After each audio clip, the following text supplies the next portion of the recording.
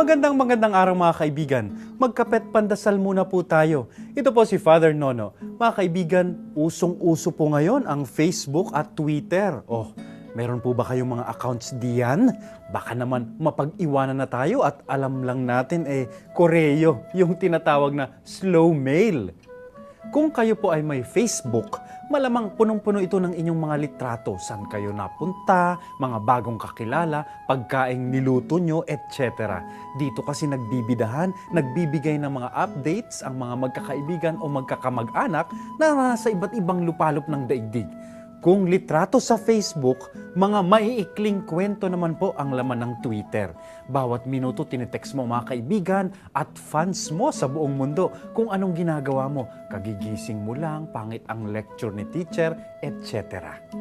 Mahalaga daw po ang pinapakita sa atin ng Facebook at Twitter. Sa bilis ng takbo ng mundo ngayon, malalim ang ating pangangailangan para makipag-ugnayan, para makipagkapwa-tao. Subalit may negatibo din pong dulot ang mga ito.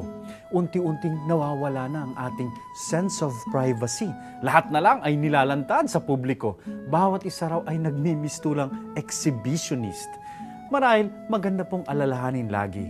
Di naman tayo talaga nag-iisa. Lagi nating kasama ang Diyos at lahat ng ginagawa natin ay kita niya. May Twitter o Facebook account man tayo o wala. Amen.